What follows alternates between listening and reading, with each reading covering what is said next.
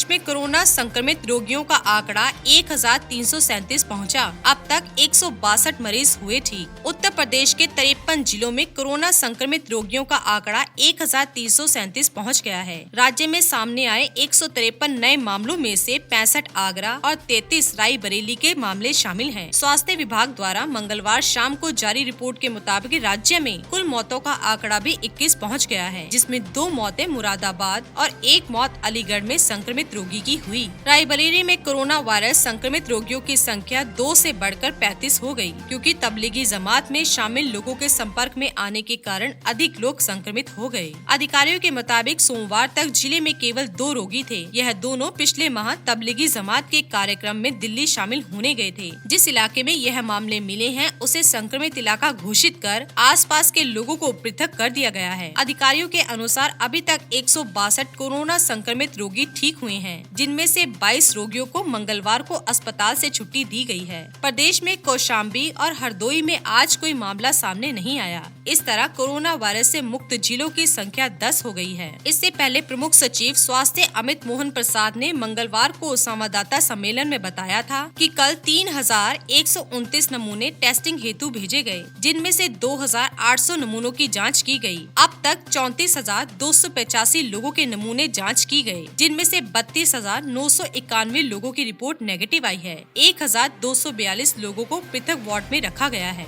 मुख्यमंत्री योगी आदित्यनाथ ने कोविड-19 के उपचार के लिए प्लाज्मा थेरेपी के बारे में आई खबरों के मद्देनजर राज्य में भी इस थेरेपी पर काम करने के लिए प्रोत्साहित किया। मुख्यमंत्री को यह बताया गया कि प्रदेश में 2 जगह इस थेरेपी पर काम हो रहा है। उन्होंने बताया कि मुख्यमंत्री योगी आदित्यनाथ ने आज टीम 11 की बैठक में इस पर जोर दिया कि पृथक रखे गए लोगों को भी आवश्यक दूरी बनाए रखने की जरूरत है। रायबरेली में पृथक रखे गए लोगों की एक बार नेगेटिव रिपोर्ट आने के बाद दोबारा हुई जांच में वे कोविड-19 संक्रमित पाए गए हैं।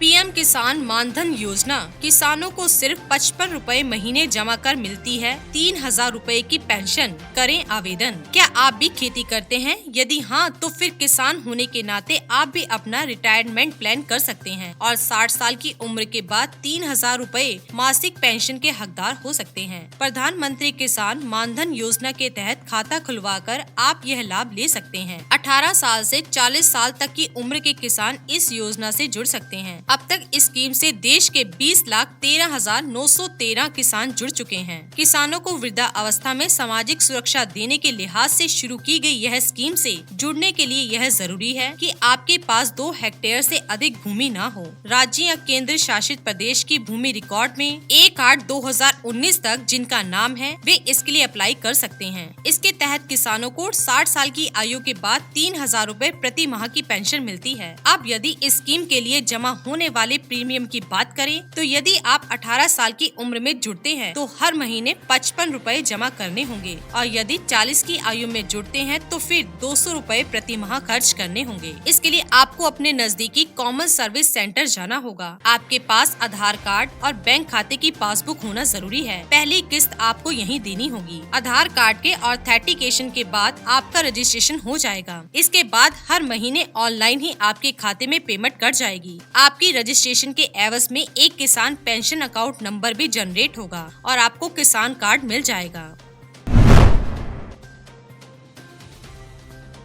हटाए गए शिक्षा मंत्री के निजी सचिव किया था मछली पार्टी का आयोजन। कोरोना वायरस की बीमारी से बचाव के लिए सोशल डिस्टेंसिंग पर जोर दिया जा रहा है। खुद प्रधानमंत्री नरेंद्र मोदी भी राष्ट्र के नाम अपने संबोधन में कोरोना वायरस से बचाव के लिए सोशल डिस्टेंसिंग का पालन करने की अपील करते रहे हैं। इसके बावजूद आम की कौन कहे, कुछ खास ही सोशल डिस्टेंसिंग की धज्जियां उड़ाने से बाज नहीं आ रहे हैं। ऐसा ही एक मामला सामने आया बिहार से, जहाँ शिक्षा मंत्री कृष्ण नंदन वर्मा के निजी सचिव ने जहानाबाद जिले में स्थिर घर पर सोशल डिस्टेंसिंग की धज्जियां उड़ाते हुए मछली पार्टी दी थी। मामले के तुल पकड़ने के बाद शिक्षा मंत्री ने अपने निजी सचिव को हटाने की सिफारिश की थी। अब शिक्षा मंत्री की निजी सचिव को पद से हटा दिया गया है। गौरतलब है कि इस मछली की पार्टी में जहानाबाद के एसडीपीओ समेत कई अधिकारियों और स्थानीय नागरिकों की भी शिरकत करने की बात सामने आई थी। इसे पुलिस ने गंभीरता से लेते हुए शिक्षा मंत्री के निजी सचिव को हिरासत में ले लिया। आरोपी एसडीपीओ के खिलाफ भी मामला दर्ज किया गया। मामले के तुल पकड़ने पर शिक्षा मंत्री कृष्ण नंदन वर्मा ने सफाई देते हुए कहा था कि प्रदेश में कानून का राज है। उन्होंने अपने निजी सचिव को हटाने की सिफारिश करते हुए यह भी कहा था कि कानून सबके लिए एक जैसा है। बता दें, सत्ताधारी खेमे के एक विधायक के अपने वाहन से राजस्थान के कोटा जाकर वहां फंसी अपनी बेटी को वापस लाने के मुद्दे पर नीतीश सरकार घिरी हुई है। ऐसे में शिक्षा जैसा अहम विभाग संभाल रहे मंत्री स्टाफ की ओर से सोशल डिस्टेंसिंग की धज्जियां उड़ाते हुए मछली पार्टी करने से सरकार की ओर भद्द पिट रही थी।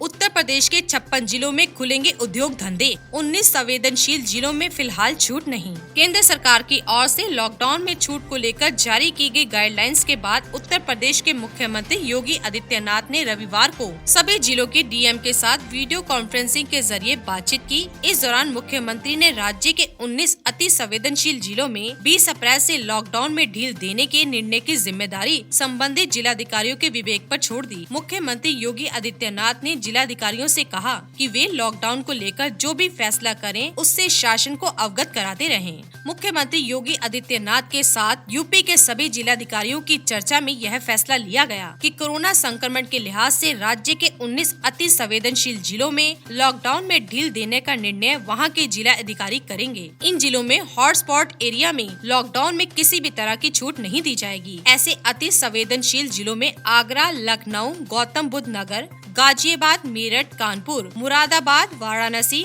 शामली, बागपत, बुलंदशहर, बस्ती, हापुड़, फिरोजाबाद, सहारनपुर, बिजनौर, रामपुर, अमरोहा और सीतापुर शामिल हैं। मुख्यमंत्री योगी आदित्यनाथ ने कहा, 19 अति संवेदनशील जिलों के कोरोना हॉटस्पॉट वाले क्षेत्रों में मेडिकल, सैनिटाइजेशन और डोर स्टेप डिलीवरी संबंधित गतिविधियों में छूट मिलेगी। इन क्षेत्रों में अन्य कोई भी गतिविधियां नहीं होंगी। हालांकि उत्तर प्रदेश सरकार की ओर से अन्य 56 जिलों में केंद्र सरकार की ओर से जारी गाइडलाइंस के मुताबिक लॉकडाउन में ढील देने का फैसला लिया गया है। मुख्यमंत्री योगी ने कहा कि जिन जिलों में लॉकडाउन में ढील दी जाएगी वहां भी सोशल डिस्टेंसिंग उल्लंघन न हो, यह सुनिश्चित होना चाहिए। मुख्यमंत्री ने कहा कि बाहर से आए हर व्यक्ति को अनिवार्य रूप से क्वारंटीन किया जाए। यह देखा जाए कि मंडियों, बैंकों, राशन व दवा की दुकानों पर भी सोशल डिस्टेंसिंग में कोताही न हो। मुख्यमंत्री ने कहा कि आगामी 23 अप्रैल से रमजान माह प्रारंभ होने जा रहा है। इस संबंध में भी धर्म गुरुओं, मौलवियों और मौलानाओं से संवाद स्थापित करते हुए यह सुनिश्चित किया जाए कि कहीं भी भीड़ एकत्रित ना हो पाए। सभी धार्मिक कार्य घर से ही संपन्न किए जाएं।